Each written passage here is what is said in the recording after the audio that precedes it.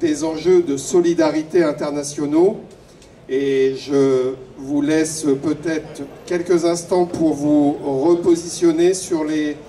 de ne pas faire trop de bruit s'il vous plaît pour démarrer cette table ronde et vous présenter du coup les trois invités que nous avons le plaisir d'avoir parmi nous aujourd'hui. Donc bien entendu tout de suite à ma droite Dilnour Rehan, qui est présidente de l'Institut Ouïghour d'Europe, pour qui, donc on peut l'applaudir effectivement,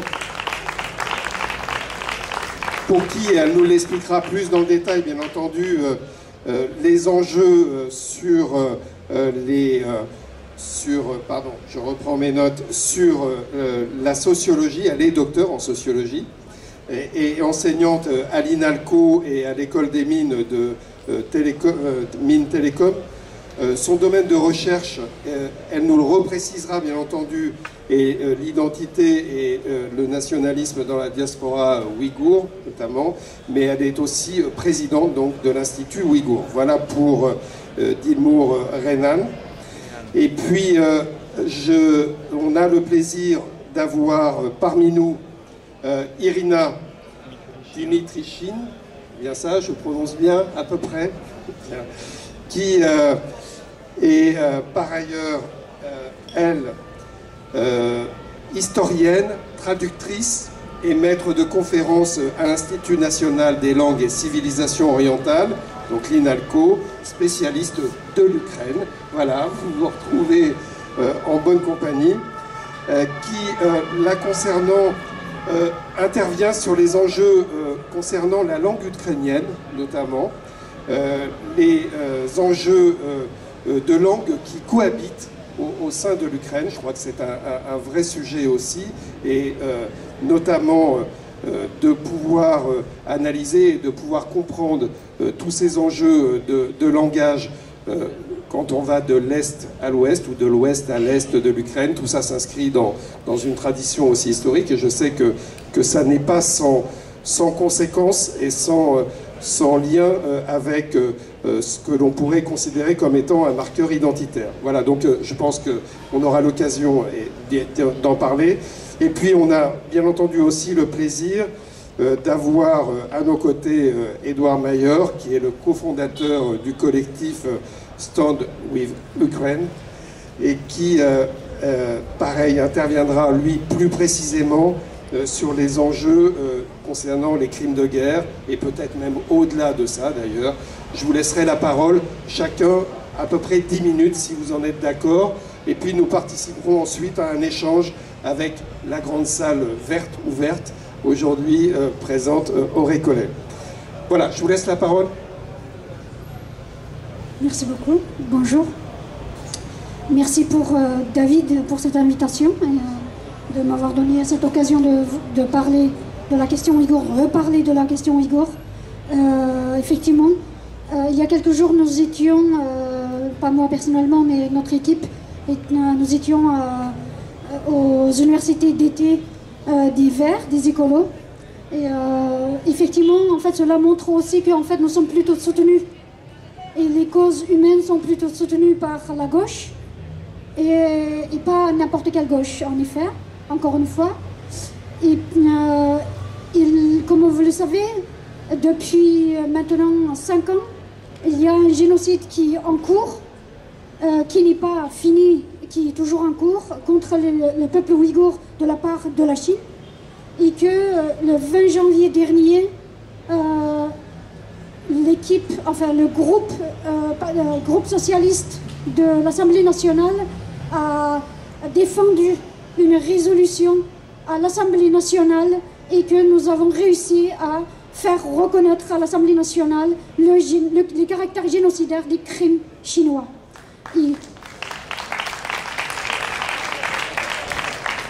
Bien entendu, c'était immense, c'était une victoire immense psychologiquement pour la diaspora, certainement aussi pour les Ouïghours dans le pays ouïghour.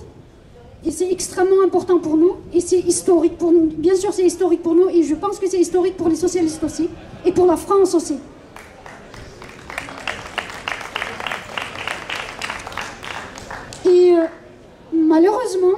Malheureusement, dernièrement, durant l'université d'été du Parti Socialiste, on découvre qu'il y a en fait les goodies commandés sont made in China. Au moment où on lutte depuis plusieurs années, maintenant depuis mars 2020 en France, en particulier en France, on lutte contre le travail esclavagiste. Et que là, le Parti Socialiste qui a défendu la résolution devant l'Assemblée nationale, qui a fait une chose extraordinaire, a commandé des choses en Chine. Ça, c'est juste impensable, honteux, et que cette ignorance, je ne sais pas qu'est-ce que c'est ignorance ou qu'est-ce que c'est en fait. Ou alors, en fait, le Parti Socialiste s'en foutait après avoir obtenu une victoire. Là, en fait, le plus important, c'est travail, on parle de esclavagisme. Un peuple est soumis au travail esclavagiste. Et que c'est le devoir non seulement de tous les socialistes, bien entendu, tous les êtres humains dans ce monde, en particulier des Français, et qu'on va continuer cette lutte. Autre, également aussi, hier, enfin, mercredi, le rapport de l'ONU sur les crimes chinois, tant attendu depuis plus d'1 an, a été finalement publié 8 minutes avant le départ de Michelle Bachelet. 8 minutes avant. Elle a attendu jusqu'à la dernière minute pour publier, pour autoriser la publication. Et bien entendu, sous la immense pression de la Chine. Et finalement, ça a été, c'est également un fait extrêmement important pour cette cause, pour les Ouïghours, et ça devait être aussi pour les socialistes qui ont défendu cette cause si brillamment. Cependant, ce jour-là et jusqu'à aujourd'hui, je n'ai pas vu un seul responsable politique à part. C'est très ironique, la seule responsable politique qui a tweeté, c'était Clémentine Autain. Et personne n'a tweeté, alors que c'est une chose extrêmement importante, c'est un fait extrêmement signifiant pour les Ouïghours. Et donc, vous voyez, en fait, il ne suffit pas d'avoir passé une résolution, ça, je ne vous apprends pas, et que vous le savez très bien, et que le génocide est toujours en cours, et que maintenant que l'ONU a publié ce rapport, bien entendu, vous saviez, en fait, plus d'1 an après, en fait, sous la pression chinoise, que ce rapport soit publié, et bien entendu, nous attendions tous qu'en fait, à un effet moindre, que en fait, le rapport soit affaibli. Et que finalement, tout de même, ce rapport est extrêmement important, parce que c'est l'ONU, tout de même. L'ONU, ça a devenu un instrument des puissants, notamment des nouveaux puissants comme la Chine et la Russie. Cependant, c'est extrêmement important. Et là, à partir de là, maintenant, les socialistes, et en particulier, je demande aux socialistes, puisque les socialistes et les écolos sont les partis les plus sensibles à cette cause, et que désormais, à l'Assemblée nationale, au Sénat, mais aussi dans Paris, puisque Paris est géré par les socialistes et par les écolos.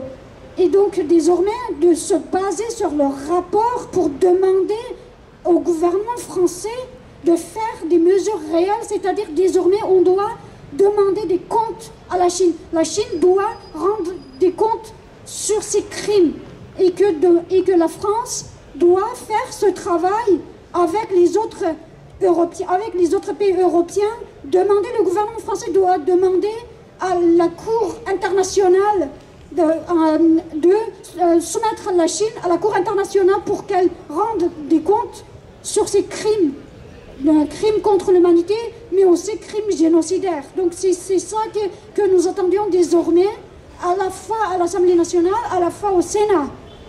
Maintenant, et puis également pour, je sais que la mairie de Paris fait des efforts pour venir en aide déjà aussi pour les Ouïghours à Paris. C'est extrêmement important puisqu'en fait, d'une part, effectivement, on doit faire des choses pour que le génocide soit stoppé, pour que en fait, les millions des Ouïghours innocents soient libérés des camps de concentration et des prisons, mais aussi, il faut protéger la culture et la langue ouïghour pour les Ouïghours de la diaspora, en particulier pour les Ouïghours en France et à Paris. Et la mairie de Paris essaye depuis 2 ans, essaye de venir en aide. En mars 2021, le Conseil de Paris a déjà voté pour accorder attribution d'un local pour l'Institut Ouïghour d'Europe et nous attendons toujours. Je comprends que ça soit compliqué dans Paris, mais je sais qu'en fait, on peut faire des efforts parce que c'est urgent. Nous attendions depuis 2 ans et que, en fait, nos enfants, je porte un t-shirt d'ailleurs de l'école ouïghour de Paris, nos enfants attendent que, en fait, nous ayons un local pour enseigner enfin dans notre local. Donc il y a des choses à faire. Il y a aussi, en fait, nous avions demandé à toutes les villes de France à signer une charte de solidarité avec le peuple ouïghour. Nous attendons toujours la signature de notre maire Anne Hidalgo également. Et puis, bien entendu, et puis désormais, enfin, comment dire, j'ai parlé de travail esclavagiste qui dure toujours et que nous allons continuer de plus belle avec la jeunesse française qui nous ont tant soutenus et que nous allons continuer les campagnes, notamment contre la société chinoise Huawei, qui est responsable des instruments, des installations, des reconnaissances raciales des Ouïghours, qui est vendu largement en France, en Europe, et aussi la France a accueilli la première usine à l'étranger de Huawei avec l'argent public. 800 000 € d'argent public a été accordé pour Huawei à une entreprise génocidaire dans l'Est de France. Donc ça, il faut arrêter la collaboration honteuse avec Huawei. Donc en fait, nous avons besoin de l'aide et de soutien et de collaboration des socialistes en particulier. Encore une fois, nous comptons beaucoup sur les socialistes. Merci beaucoup. Merci. Alors, juste avant de vous passer la parole, bien entendu, lorsque le monde des tweets s'affole, on ne perçoit pas tous ceux qui sont faits. Je peux vous assurer que beaucoup de socialistes ont retweeté la résolution, enfin ce qui a été prononcé par l'ONU. Je pense à notamment Lamia, j'ai vu passer son tweet, Geneviève Garrigos a aussi retweeté, et de nombreux élus parisiens, heureusement. Donc heureusement, ils sont aussi là et on est aussi avec vous par rapport à ça. Et je rappellerai d'ailleurs au passage que concernant LFI, c'est pas aussi clair que vous semblez vouloir le dire avec Clémentine Autain, qui s'est quand même opposée au vote de la résolution. Je tiens à le préciser quand même au passage. Voilà, je vous laisse la parole et je vous laisse vous représenter si vous le voulez bien. Bonsoir, je suis Irina Dmitrichine, je suis maître de conférence à l'INALCO. Je tiens tout d'abord à vous remercier d'avoir bien voulu inscrire la question de l'Ukraine dans votre agenda et dans cette rencontre qui réunit en fait l'université d'été politique, mais qui prend en compte les questions de politique internationale. Et quelles questions? Ça fait 7 mois que l'Ukraine est en guerre, que l'Ukraine ne quitte pas les pages de la presse, des télévisions. On vit, en tout cas la communauté ukrainienne vit au rythme des nouvelles du front. L'Ukraine, on n'en a jamais autant parlé. J'étais ce matin en librairie et je vis qu'il y avait une dizaine de livres qui sont sortis à la rentrée sur la guerre, sur l'identité ukrainienne, sur la dernière guerre coloniale menée en Europe, etc. Et cet intérêt, bien sûr, nous réjouit de voir qu'il y a autant de choses qui vont être découvertes sur l'Ukraine. Et on regrette bien évidemment, surtout que ça se passe dans des circonstances aussi douloureuses, aussi difficiles, qu'il ait fallu attendre ce moment-là, cette guerre, tout ce sang et toutes ces souffrances pour qu'on découvre l'Ukraine et pour qu'on essaie enfin de comprendre de quel pays, de quel peuple il s'agit. Bien sûr, tout le monde à peu près a vu l'émergence de l'Ukraine il y a 30 ans sur la carte du monde, sur les ruines de l'Union soviétique. nouveau pays, vieille nation tout de même. Il faut rappeler qu'en Ukraine, on n'est pas du tout dans l'État-nation d'Europe occidentale, on est plutôt dans l'Europe de l'Est où les petites nations d'Europe vivaient à l'ombre des empires, que ce soit l'Empire austro-hongrois, que ce soit l'Empire russe, mais qui, malgré l'absence de cet État, chérissaient leur identité nationale, développaient leur littérature, développaient leur appartenance linguistique, ethnique, etc. Et cette appartenance, elle a attendu seulement à pouvoir émerger en tant que fait politique, d'abord après la Première Guerre mondiale et ensuite en 91. Depuis ce temps, depuis 30 ans, les Ukrainiens ne cessent de clamer leur appartenance européenne, leur volonté de l'Europe, qui leur a été plutôt accordée, sans être accordée, niée, sans être véritablement fermée. Bien sûr, on parlait de la zone d'influence, du fait qu'il ne faut pas désespérer la Russie, qu'il faut penser à différents pôles, etc. C'est oublier le droit des nations à choisir leur propre destin et à être maître de ce destin. Et c'est ce que l'Ukraine a fait il y a 30 ans. Il y a 30 ans, elle a très clairement indiqué que sa volonté était européenne. Il y a 8 ans, lorsque la révolution de Maïdan a éclaté, sur la place, les manifestants étaient avec deux drapeaux, le drapeau ukrainien et le drapeau européen. Et il a fallu attendre 8 ans et encore une fois cette guerre pour que l'Ukraine puisse enfin déposer sa demande à devenir à terme, un jour, après des années de travail, de réforme, etc., membre de plein droit de l'Union européenne.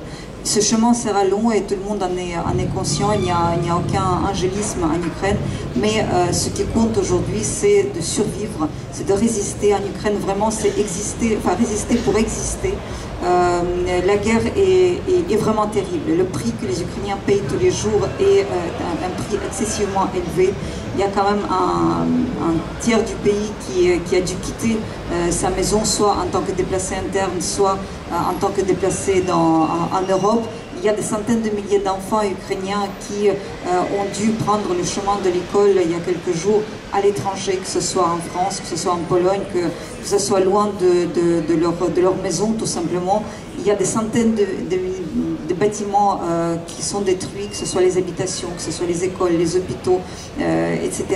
Le coût qui est porté à l'économie ukrainienne est absolument terrible et l'Ukraine mettra des années à se relever, que ce soit en termes de l'industrie, que ce soit en termes de l'agriculture. C'était un pays, quand même troisième exportateur dans certaines matières, donc en termes agricoles, notamment pour le blé, pour le maïs, etc.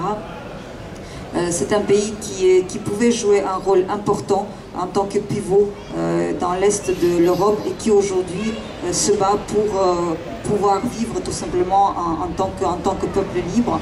Il ne faut pas se tromper, il s'agit d'une guerre coloniale, il s'agit d'une guerre du passé contre l'avenir.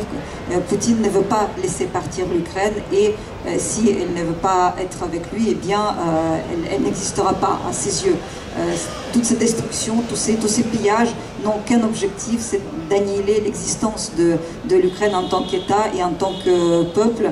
Et sachez que les Ukrainiens, les sondages le montrent, sont absolument déterminés à aller jusqu'au bout. C'est-à-dire qu'on frôle 96% de ceux qui, au bout de 7 mois de guerre, ne faiblissent pas et qui disent qu'il n'y aura pas de concession territoriale, qu'on n'accepte pas de céder après tant de souffrances, après tant de crimes qui ont été commis à l'égard des Ukrainiens.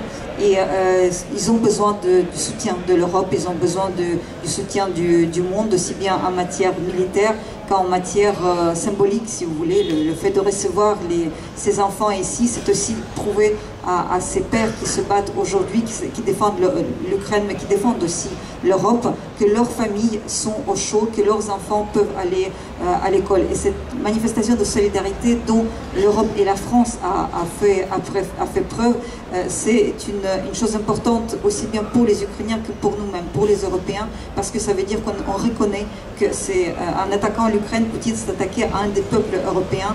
Et cette solidarité, elle montre aussi la grandeur de nos peuples et de ce que nous sommes capables de faire. Donc il s'agit maintenant de continuer cet effort, de ne pas se tromper de combat, de ne pas se perdre dans les petits arrangements, car derrière cette petite musique munichoise, il y a quand même des lâchages qui peuvent se profiler et qui n'apporteront pas la paix. Donc il ne faut pas se tromper, la paix et la victoire ne viendra que avec, la paix ne s'installera qu'avec la victoire complète de l'Ukraine. Je terminerai sur le fait que si l'Allemagne aujourd'hui est devenue un pays respectable et respecté tel que nous connaissons, c'est parce qu'il y a eu la défaite de l'Allemagne nazie, c'est parce qu'il y a eu un profond travail de ce peuple sur lui-même pour comprendre comment il est pu arriver là, ce peuple d'immense culture, etc. Il y avait un profond examen de conscience, la demande de pardon, les réparations, et le pays a pu répartir sur une nouvelle base. Je pense que la Russie devrait admettre de s'engager sur ce chemin si elle veut retrouver son existence et si elle veut être de nouveau admise dans le concert des nations. Mais ce qui compte aujourd'hui, c'est de soutenir l'Ukraine, de leur apporter toute aide, et je pense que je vais passer la parole à Edouard pour ça.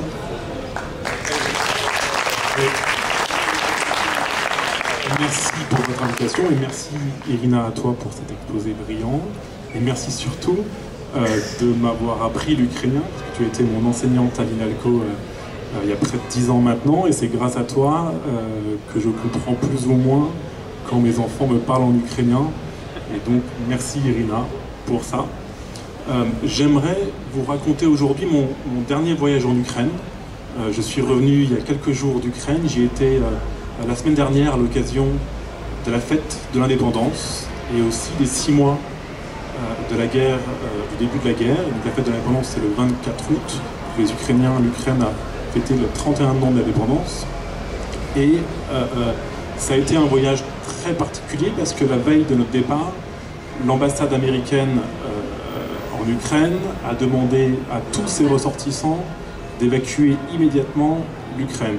Et la dernière fois que l'ambassade, que les Américains ont tenu de tels propos, on sait ce qui s'est passé. Et donc on y est un peu allé à peur au ventre, on n'était pas les fiers quand on est parti, quand on est sur le chemin de l'aéroport, mais on y est allé parce que c'était important d'être présent le 24 août en Ukraine, de montrer notre soutien, notre solidarité aux Ukrainiens, mais c'était un contexte très particulier. Quand on est arrivé à Kiev, c'était plus du tout la même ambiance qu'au mois de juillet dernier. Il y avait une inquiétude palpable, il y avait un calme impressionnant dans toute la ville, alors que la vie avait repris à Kiev. Mais le 24 août, les Ukrainiens avaient quitté la ville, et il y avait un calme et une gravité partout dans Kiev. Il y avait cette exposition, ce défilé de chars ukrainiens, chars russes détruits, que les Ukrainiens avaient exposés sur Kreshatyk et sur Maïdan. Kreshatyk, qui sont les Champs-Élysées ukrainiens, qui est l'avenue principale de Kiev. Et il y avait de nombreux Ukrainiens qui sont malgré tout allés ce jour-là observer ces chars, mais dans un calme absolu. Enfin, dans un calme.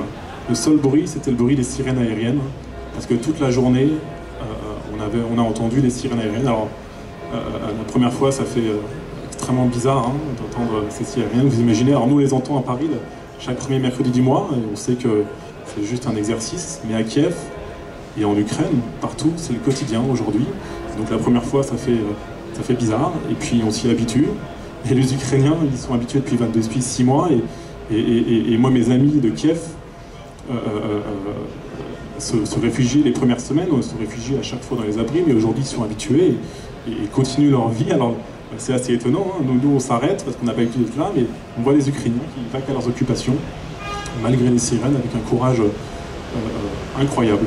Et puis surtout, j'ai été frappé dans toutes les rencontres que j'ai fait lors de ce voyage. J'ai rencontré des responsables politiques, des journalistes civils, des militaires et puis juste des amis, par le calme des Ukrainiens, le calme et la détermination. C'est-à-dire qu'il n'y a pas de haine, la tristesse, mais pas de haine. Un calme absolu et puis une détermination à aller jusqu'au bout. C'est ce que tu disais, Irina, le fait que tous les Ukrainiens et les Ukrainiennes nous disent qu'il n'y aura pas de paix tant que les Russes ne seront pas vaincus. Il n'y aura pas de cessez-le-feu qui garantisse une paix. On ne peut plus faire confiance, si tant est qu'on n'ait jamais pu faire confiance, à Vladimir Poutine. Il a rompu tous les engagements qu'il a pu prendre, il a foulé tous les traités internationaux. Rappelez-vous que c'est la Russie aussi qui était garante de la sécurité et de l'intégrité territoriale de l'Ukraine. C'est le mémorandum de Budapest qui a été signé en 1994, et les Ukrainiens avaient à cette époque renoncé à leur arsenal nucléaire, qui était quand même le 3e arsenal nucléaire au monde, avec la garantie que les Russes protégeraient l'intégrité territoriale de l'Ukraine. Tout ça pour vous dire que aujourd'hui, les Ukrainiens résistent. Ils résistent en première ligne, ils résistent sur le front, sur le champ de bataille, au prix de leur vie. Et ce que nous demandent les Ukrainiens à nous, c'est de résister aussi, de faire partie de la résistance au chantage russe, la résistance au chantage nucléaire, au chantage alimentaire, au chantage énergétique. C'est à nous aussi de résister face à ça. Parce que on a ce chantage de Poutine, on a une propagande russe, on a une inquiétude quant à ce qui va se passer cet hiver, aux difficultés économiques, à l'inflation, aux difficultés qu'on pourrait avoir, et donc c'est à nous de résister à cela. Il y aura un prix à payer pour gagner cette guerre, il y aura un coût pour nos pays, pour l'Europe, et je pense qu'en tant que Français, en tant qu'Européens, c'est un moindre coût, et c'est un petit coût à payer par rapport au coût des vies ukrainiennes, et surtout plus tard et moins fort sera cette résistance, plus ce coût sera important. Ce que je pense, c'est qu'on doit mettre en place aussi un certain nombre de mesures dans nos pays pour que le coût soit le plus faible possible pour tous ceux qui sont les plus fragiles en Europe. Il faut que ce coût soit supporté, ne soit pas supporté par les plus fragiles. Et donc il faut faire en sorte que les difficultés énergétiques, par exemple, le coût de l'augmentation de l'énergie ne soit pas supporté par les ménages les plus faibles. Une autre façon de résister aussi, au-delà de tout ça, c'est de montrer par des actions symboliques la résistance des Européens. Justement, les Européens, on le fait 2 fois par semaine, à Paris par exemple, avec la communauté ukrainienne. On manifeste, on organise 2 marches depuis 6 mois par Paris. C'est très important pour les Ukrainiens qui sont réfugiés à Paris, de montrer qu'ils n'abandonnent pas leur pays, mais c'est très important symboliquement aussi de montrer que les Ukrainiens sont là chaque semaine et qu'ils se battent pour leur pays. Et puis, je terminerai en disant que c'est quelque chose que nous disent les Ukrainiens dans toutes les rencontres que j'ai pu faire à Kiev, qu'ils sont extrêmement reconnaissants quant au soutien des Européens et des Français. Il y a beaucoup qui a été fait en France et à Paris pour l'accueil des déplacés ukrainiens, et c'est indispensable pour eux que les familles de ceux qui restent en ukrainien puissent être en sécurité, tu l'as dit Irina, mais puissent être en sécurité pour que, au front, les Ukrainiens qui se battent puissent le faire avec ce fardeau en moins, en tout cas, ne pensant pas qu'une bombe puisse tomber chaque minute sur la tête des Ukrainiens. Je terminerai en disant que demain matin, il y a une association qui s'appelle Repair Ukraine, qui organise une action en Paris, enfin c'est pas une action seulement parisienne, une action simultanée dans de nombreuses capitales européennes, où ils disperseront des briques de maisons détruites ukrainiennes, avec un message qui sera très simple, qui est que comment réagiriez-vous si c'était la seule chose qui resterait de votre maison. Merci.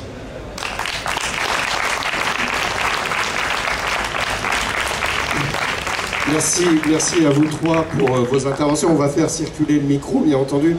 Je voulais juste rappeler, puisqu'on est en présence là de solidarité, bien entendu, le problème ouïghour et l'Ukraine sont des problèmes tout à fait différents, mais la solidarité parisienne est quelque chose, je ne sais pas si vous l'apercevez à votre niveau, quelque chose qui s'exprime au quotidien.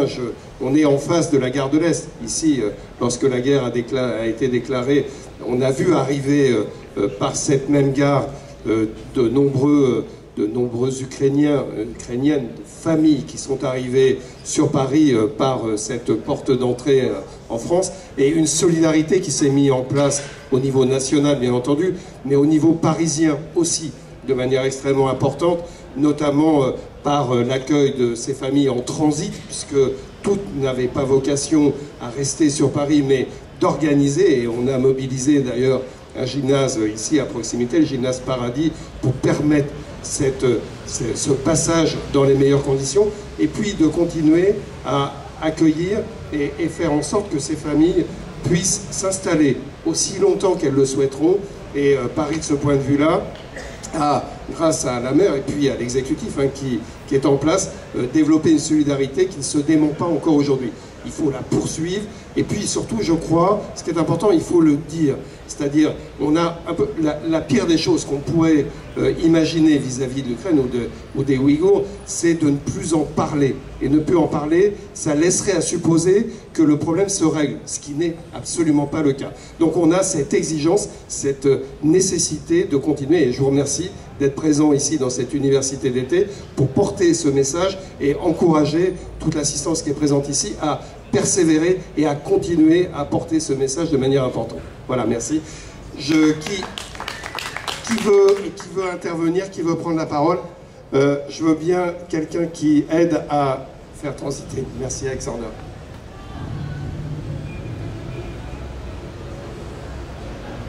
Bonjour à l'internaute. Je vais peut-être plus préparer sur la question avec Irina, mais la question de la même façon. Fort, et tu le mets comme ça. Oui, un peu plus bas. Parfait. D'accord, oui, c'est mieux.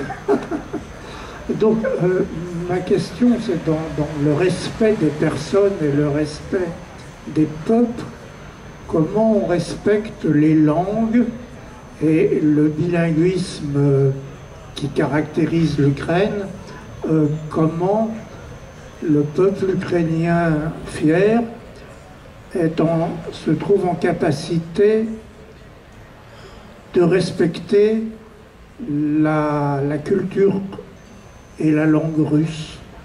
La question ne se pose pas de la même façon, je pense, mais j'en suis pas sûr, pour madame.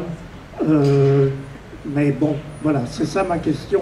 Comment on fait pour respecter les peuples et que quand ce drame sera terminé et qu'on sera en situation de devoir coopérer, comment le faire et avec quels outils vous avez pour favoriser, entre guillemets, le respect de la langue russe.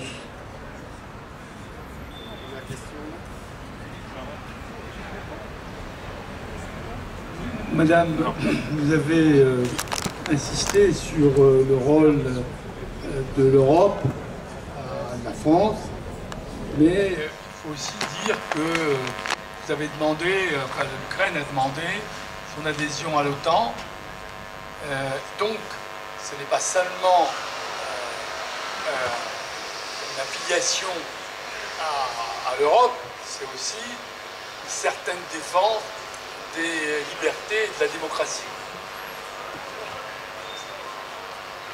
Il y avait une troisième question au fond là-bas. On va vous donner la parole aussi. Oui, bonsoir. Merci beaucoup pour vos interventions. Alors, pour ce qui me concerne, j'aurais une question concernant la réalité du pouvoir politique ukrainien, si je puis dire. Alors, d'une part, c'est quel est réellement le profil de Volodymyr Zelensky, compte tenu que, bon, c'est très bien qu'il soit resté en poste, contrairement par exemple au président afghan qui avait fui 72 heures avant l'arrivée des talibans. Bon, c'est très bien qu'il soit resté, là n'est pas le problème.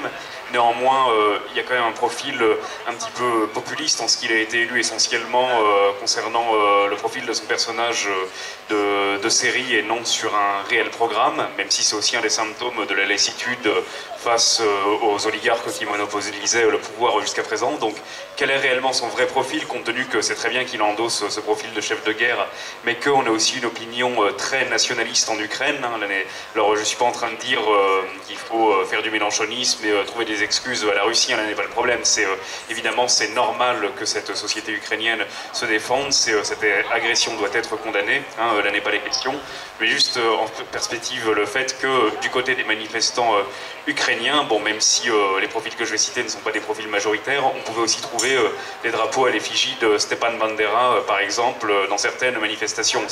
Voilà, donc tout cela pour dire qu'il existe aussi un ultranationalisme ukrainien qui s'incarne aussi notamment dans ce qui peut être pratiqué à l'Est par le régiment Azov, entre autres, même si ça ne veut pas, évidemment pas dire que tous les Ukrainiens sont comme ça très loin de là. Je ne suis pas en train de dire ça, bien sûr qu'il faut condamner l'agression russe, là n'est pas le propos, mais est-ce qu'il n'y a pas un risque, et bon, je vois Alexander, donc je conclus, promis, est-ce qu'il n'y a pas un risque à l'issue de cette guerre, compte tenu des sentiments nationalistes que ça ravive, c'était là que je voulais en venir, qu'il y ait une dérive nationaliste, y compris du côté ukrainien et pas uniquement du côté russe, compte tenu de tous les ressentis que cela stimule. Voilà, je vous remercie. Voilà. Et encore une fois, soutien au peuple ukrainien, c'est absolument pas une diatribe anti-ukrainienne, très loin de là, mon propos n'est pas là, c'est juste mettre en perspective avec ça. Je vous remercie. Le résultat des élections législatives en Ukraine est une réponse, hein, à comparer avec... Bonjour, Ségolène Royal ayant été la candidate du Parti Socialiste, est-ce que vous attendez de la direction du Parti Socialiste qu'elle condamne fermement les propos récents négationnistes de Ségolène Royal? Je ne savais pas que ça avait été déjà fait. Allez, on fait un retour ici, puis on refera une deuxième série de questions. Merci beaucoup, donc je prends les quatre. Alors, la plus courte, s'agissant de l'OTAN, l'Ukraine en 2008 avait demandé son adhésion avec la Géorgie. Les deux pays se sont vus opposer à un refus, notamment sous la pression de la France et de l'Allemagne, en pensant que cela permettrait de calmer la Russie. Donc c'est pour faire plaisir à la Russie. La Russie a considéré cela comme un aveu de faiblesse, et qu'est-ce qu'elle a fait? Quelques mois plus tard, elle attaque la Géorgie. La guerre de Géorgie commence en 2008, et ensuite, quelques années plus tard, l'Ukraine a attaqué. Donc je pense que la question de l'OTAN pour l'Ukraine n'était qu'une question de sécurité. Et il s'avère qu'elle avait parfaitement raison, parce que la Russie, malgré les garanties accordées au titre de mémorandum de Budapest en 1994, comme ça vient d'être dit, nonobstant l'accord d'amitié signé entre l'Ukraine et la Russie en 1997, qui soldait, pensait-on définitivement, la rupture soviétique, et que les pays reconnaissaient mutuellement leurs frontières, leur intégrité territoriale, etc. Il y a toute une série d'autres accords internationaux que la Russie a allègrement violés en 2014 et surtout il y a quelques mois. Donc je pense qu'il faut vraiment remettre les choses dans la réalité et voir que Poutine n'a jamais renoncé à son envie de récupérer l'Ukraine, ou en tout cas, vous vous souvenez, il proposait de laisser l'Ukraine dans sa zone d'influence, etc. Et c'est cette politique colonialiste qu'il continue à appliquer en espérant donc continuer à étendre son empire, et c'est contre cela que les Ukrainiens se sont dressés. S'agissant de la langue, donc si je simplifie votre question, donc la principale question qui vous intéresse, comment va-t-on faire pour défendre la langue russe en Ukraine? C'est ça? Donc en fait... Mais est-ce que, pour vous, la première question, ce n'est pas la langue et la culture ukrainienne, c'est la langue et la culture russe? Il faut quand même aussi se rendre compte que cette langue et cette culture russe, ce sont d'abord les résultats de russification. Ce sont des Ukrainiens qui, au bout de deuxième, troisième génération, soumis à une russification intense, exactement comme ce qui se passe aujourd'hui du côté de Kherson et dans un territoire occupé. Au bout de 3 générations, vous en faites des Russes. Et donc tous ces russophones que vous voyez dans l'Est et dans le Sud de l'Ukraine, la plupart, ce sont des Ukrainiens qui ont été transformés en porteurs de langue russe, etc. Et je dois vous dire, monsieur, que ce sont ces gens-là, ce sont des russophones de l'Est et du Sud qui aujourd'hui sont les premières victimes de cette agression russe. Si aujourd'hui il y a un tel mouvement... Et qui abandonne la langue russe d'ailleurs. Alors, je poursuis. Il y a aujourd'hui en Ukraine un mouvement d'ukrainisation, de récupération et de maîtrise de la langue, de la culture ukrainienne. Comme on dit à Odessa, pourquoi tu parles ukrainien? Parce que je ne veux pas que Poutine, je ne veux pas parler russe parce que Poutine va penser que je dois être défendu. Donc les Ukrainiens ont été parfaitement bilingues tout au long de leur histoire récente. Ils passaient d'une langue à l'autre sans aucune difficulté et sans que ce soit un problème. Et si quelqu'un vous dit qu'il a été persécuté parce qu'il parlait russe, c'est tout simplement faux. Voilà. Donc aujourd'hui, je ne sais pas comment on sortira de cette guerre. Je ne sais pas quel serait le sort de langue russe en Ukraine. Aujourd'hui, il y a un vrai mouvement spontané où les gens passent à l'ukrainien parce qu'ils disent que c'est un des marqueurs symboliques. Même si l'Ukraine construit aujourd'hui un État-nation où on est ukrainien indépendamment de son appartenance ethnique, appartenance religieuse, linguistique, etc., c'est Poutine qui a fait que l'ukrainien aujourd'hui est un des marqueurs et donc il va rester, je pense, le russe mettra encore du temps à être accepté en Ukraine comme une langue et pas comme une langue d'agression. Parce que c'est avec la langue russe, pour défendre la langue russe, que cette guerre a commencé. Voilà. En ce qui concerne Zelensky, vous avez parfaitement raison de dire qu'il a été élu sur un programme populiste. C'était un personnage qu'il a construit et qui a appelé à la justice sociale, qui a appelé à la lutte contre les oligarques, qui a proposé des solutions simples. Et c'est ça qui a fait suivre la majorité de l'électorat pour lui. Il se trouve que maintenant, la réalité lui donne tort. C'est lui qui disait que Poutine allait attaquer, c'est celui qui disait qu'il faut qu'on se prépare à la guerre, à savoir Petro Poroshenko, qui avait raison. Et donc, je pense que Zelensky, et c'est d'ailleurs la tendance de tous les présidents ukrainiens, une fois arrivé au pouvoir, ils devenaient chefs de nation et ils étaient obligés de défendre le peuple qui les a élus. Donc l'évolution de Zelensky, à mon sens, dépendra de la façon dont cette guerre sera terminée. Est-ce que l'Ukraine se retrouvera amputée de ses territoires? Est-ce qu'il pourra récupérer l'ensemble de ces territoires? Comment sera faite la reconstruction? Est-ce qu'il y aura un retour de toutes ces personnes qui sont parties? Donc l'avenir est pour l'instant beaucoup trop incertain.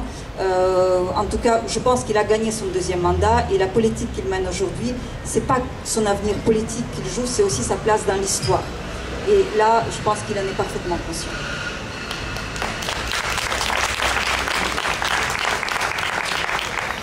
Concernant la réaction, effectivement, la réaction d'Olivier Faure a été immédiate, forte, et je pense que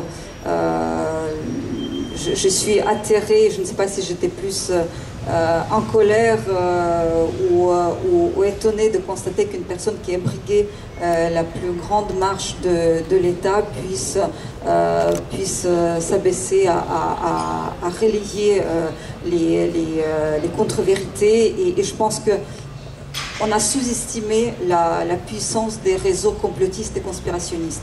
En fin de compte, le fait de raconter tout et n'importe quoi, de donner la parole, de penser, selon notre perception démocratique, qu'il y a les deux opinions, qu'il faut donner la parole à tout le monde, que la vérité est quelque part au milieu, il faut être conscient qu'il y a une propagande puissante qui a pour but, sinon de convaincre, de semer le doute, de créer la confusion. Et malheureusement, beaucoup de gens ils sont tombés. Merci. Alors, une dernière salle de questions, si vous voulez bien. Madame, vous représentez une communauté qui est actuellement martyrisée par le pouvoir chinois. Est-ce que vous pourriez rapidement nous dire, derrière vous, quelles sont les forces politiques organisées qui tentent de résister à ce pouvoir chinois et quelles sont au fond leurs orientations idéologiques si, dans cette situation extrêmement difficile, des orientations idéologiques autres que la survie de l'existence même du peuple ouïghour ont un sens. Merci. Oui, juste pour rebondir sur Azov, puisque c'est un des thèmes des trolls et de la propagande poutinienne, on sait qu'Azov s'est débarrassé pour l'essentiel de ces éléments d'extrême droite. Et je voudrais rendre hommage aux dizaines de combattants d'Azov qui sont morts brûlés à Olenivka par les tortionnaires russes. Où est la solution? Parce que la solution sera, est-ce qu'elle est dans les armes? C'est-à-dire dans le sort des armes aujourd'hui, et la communauté internationale, ou une partie de la communauté internationale, se mobilise pour transférer des armements et c'est absolument essentiel. Pour autant, on sait que la solution sera politique. Une victoire ukrainienne avec une récupération et des oblasts de Lugansk, de Donetsk et de la Crimée marquera-t-elle la fin de la guerre. Dès lors que au Kremlin, il y aura encore Vladimir Poutine. J'ai une question parce qu'effectivement, il y a le rapport des Nations Unies sur les violations graves. Ils parlent de crimes contre l'humanité. Ils ne se sont pas prononcés par le génocide, mais ils n'ont pas vraiment pu aller sur place. Par contre, on a un autre élément très très fort aujourd'hui pour nous battre pour les Ouïghours, c'est le résultat du tribunal sur le génocide ouïghour. Et ce tribunal qui était composé d'experts internationaux, c'est très difficile. Hein. On ne peut pas rêver d'un jour, en tout cas prochain, d'avoir Pékin devant la CPI compte tenu du droit de veto de la Chine. Donc voilà. Mais ce tribunal a conclu récemment. Je sais que ces travaux sont en traduction. Et ma question est, finalement, la reconnaissance du génocide est très très importante. Plusieurs pays déjà l'ont fait, notamment en Europe, mais il y a aussi le Canada et autres. Et quelle est la démarche? Qu'est-ce qu'on peut faire justement pour accélérer cette reconnaissance et arriver à des mesures et des sanctions qui ne soient pas que françaises, mais qui soient beaucoup plus internationales, parce que c'est comme ça qu'on serait efficace? Alors je vais, en forme de conclusion, je vais vous demander, sur les interpellations qui ont été faites, de conclure en moins de 5 minutes, si vous en êtes d'accord. Voilà. Je prends un peu plus, puisque je vais, comment dire, avant de répondre à votre question et à celle de Geneviève, je réponds à la question de monsieur qui avait posé la même question sur la langue. Et effectivement, en fait, s'il y a une seule similarité entre la question, la crise ukrainienne et la crise ouïghour, c'est la question du colonialisme. Parce que justement, en fait, comment dire, si on est arrivé à ces crimes-là, c'est en fait derrière, ce n'est pas arrivé soudain, c'est derrière, il y a une politique coloniale qui a été exercée depuis 72 ans, et que, en fait, le pays ouïghour, la région ouïghour, elle est sous colonialisme. Et que, juste pour rappeler une autre similarité aussi, enfin, à partir du milieu du XVIIIe siècle, l'Asie centrale a été colonisée par deux puissances. L'Asie centrale occidentale a été colonisée par les Russes. L'Asie centrale orientale, c'est-à-dire le pays ouïghour, a été colonisé par les Chinois. En 1991, comment dire, les pays de l'Asie centrale, ils ont obtenu leur indépendance à la suite de la chute de l'URSS, mais nous, les Ouïghours, sont restés sous la colonisation chinoise. Le problème, donc en fait, tous les problèmes, ils viennent de la politique coloniale. Et que là, c'est en fait depuis Xi Jinping, ça s'est radicalisé, non seulement parce que c'est Xi Jinping, mais aussi c'est parce que en fait, la Chine, elle s'est sentie suffisamment forte sur la scène internationale pour pouvoir le faire. Et maintenant, sur la question de, comment dire, de bilingue, et que de toute façon, la politique de bilingue a été imposée. Et qu'à partir des années 90, petit à petit, la langue ouïghour a été réduite et que pour finalement être interdite totalement en 2017. Donc aujourd'hui, depuis 2017, il y a un génocide, on parle de survie de la population du peuple ouïghour. Et on ne parle plus du tout de la, comment dire, de question de bilinguisme, parce qu'il y a millions d'enfants ouïghours sont séparés de leur famille pour être placés dans des camps pour enfants, et que l'État chinois les appelle jardins d'enfants, et qui sont élevés totalement dans la culture et dans la langue ouïghour, ou dans la langue chinoise, pardon, pour qu'ils oublient totalement leur identité ouïghour. Bref. Et puis maintenant, je reviens à votre question, monsieur, sur la question de, en fait, comment dire, est-ce qu'il y a une résistance politique, comment dire, dans le pays ouïghour, dans la région ouïghour, il n'y en a pas. Tout simplement, c'est juste pas possible. Comme vous le savez, la Chine, c'est l'État le plus, comment dire, qui exerce la surveillance massive numéro 1 avec sa technologie actuelle, mais aussi, comment dire, désormais, en fait, ils peuvent même surveiller selon votre comportement. Ils peuvent savoir, en fait, ils peuvent mesurer votre comportement également. Et que, comme je vous disais tout à l'heure, grâce à la technologie de Huawei, la société Huawei, ils ont développé aussi un système de surveillance raciale qui peuvent aussi identifier racialement les Ouïghours. Donc, dans cette, comme on en a beaucoup parlé en France aussi, il y a, depuis 2016, il y a la politique de faux cousins qui sont placés dans les familles ouïghours pour les surveiller depuis leur intimité aussi. Donc, dans cette condition-là, il est impossible de parler de résistance. Auparavant, avant le génocide, il y avait une résistance symbolique par la culture. par la langue, justement. En fait, les Ouïghours, ils essayaient de défendre leur langue et leur culture. Mais ce n'est plus possible. Aujourd'hui, maintenant, c'est la question de survie, tout simplement. Maintenant, à l'étranger, il y a, dans la diaspora, il n'y a que des associations, en fait. Pratiquement que des associations. Il n'y a pas de parti politique. D'où, comment dire, le problème aussi de reconnaissance, en fait, d'une seule statut, d'une seule structure. En fait, il n'y a pas réellement une seule structure totalement reconnue par toute la diaspora, parce qu'il n'y a pas... Enfin, ce sont tous des associations pour la défense, en fait, plutôt de droits humains. Donc c'est cela. Maintenant, pour revenir à Geneviève, salut Geneviève, merci beaucoup pour ton titre. Et je sais que Geneviève, c'est vraiment une militante pour les droits humains, ça reconnaît. Et je m'excuse si je t'ai oublié, pourtant je te suis sur Twitter. Et la mienne, c'est pareil. En plus, je la suis en plus aussi. Et voilà, donc l'erreur est humaine, je m'excuse. D'ailleurs, en fait, c'est pas parce que j'ai pas vu que ça ne signifie qu'il n'y en a pas. Donc, je m'excuse encore. Donc, pour ta question concernant, en fait, qu'est-ce qu'on fait maintenant, et que, comme, en fait, nous combattons, on est très peu nombreux en France, hein, on est pratiquement 1000 personnes peut-être en France, en fait, 1000 Ouïghours, avec les enfants. Donc, vous voyez, on est très peu nombreux.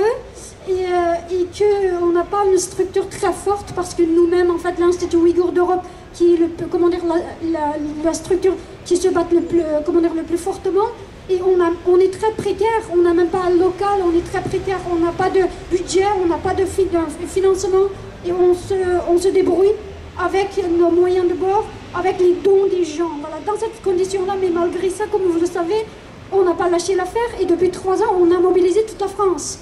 Et que ailleurs aussi, dans les autres pays européens ou pas, la diaspora ouïghour, elle se bat aussi pour mobiliser les pays dans lesquels ils sont installés aussi. Donc grâce à quoi, finalement, 8 pays, dont la France, a reconnu les caractères génocidaires. Maintenant, pour que l'ONU reconnaisse, et que il y a des personnes qui ont travaillé sur ce rapport, qui vient d'être publié, en effet, qui avait, en fait, je ne sais pas ce que, en fait, ces personnes-là, ils affirment, en tout cas selon ces personnes qui ont travaillé sur ce rapport, qu'ils disent qu'il y avait la mention de génocide. Il y avait, en fait, mais comme vous le savez, depuis plus d'1 an, le rapport a été sous pression chinoise, a été retardé, et qu'on avait même perdu l'espoir que ça soit publié.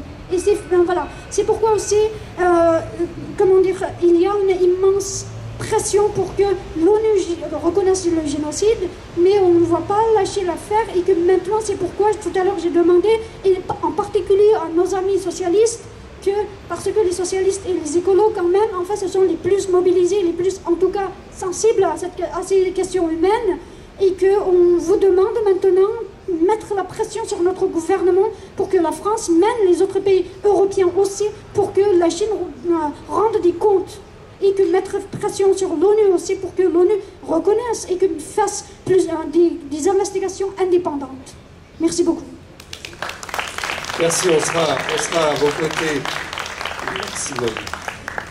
Irina et Edouard, je vous laisse une conclusion en quelques minutes. Je ne sais pas quelle serait la réponse, quel serait l'avenir. Ce que je sais, c'est qu'il n'y aura pas de paix sans justice.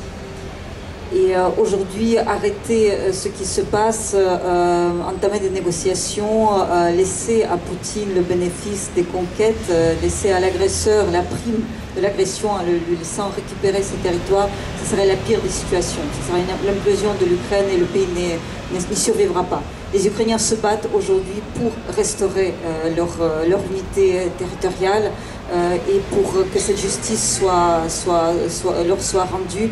Effectivement, on parle de la reconstruction, enfin de la reconquête de l'ensemble du territoire ukrainien, aussi bien les territoires du Donbass que de la Crimée, ce qui serait, je rappelle encore une fois, la restauration de la justice internationale. Il ne s'agit pas d'être belligérant, il s'agit d'un pays agresseur, d'un pays qui a été agressé, qui ne demande qu'une chose, que ses frontières internationalement reconnues lui soient restituées. Si ce n'est pas fait, ça veut dire que c'est une possibilité ouverte à tout agresseur, à tout autocrate, un jour de décider de revoir les choses, de de s'attaquer à un pays qu'ils considèrent plus faible et que la communauté internationale ne réagirait pas. C'est aussi, par exemple, la violation de TNP, le traité de non-prolifération nucléaire. Vous vous souvenez, où les pays nucléaires et non nucléaires sont engagés à respecter le statu quo. Voilà qu'un pays nucléaire agresse un autre et surtout fait le chantage de cette arme nucléaire. Donc il y a énormément d'implications et de règles, de tout ce contre quoi l'Europe s'est insurgée et sur quoi l'Europe d'après-guerre a été construite, à savoir le respect du droit international, l'impossibilité à un État fort de s'en prendre à un État faible, tout simplement parce qu'il pense pouvoir le faire.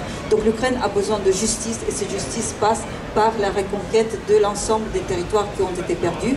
Ensuite, pour ce qui est de la Russie, eh bien, les Ukrainiens ne feront pas le travail des Russes à leur place. C'est à eux de travailler sur leur régime et sur l'instauration d'un État démocratique si la majorité de la population le souhaite.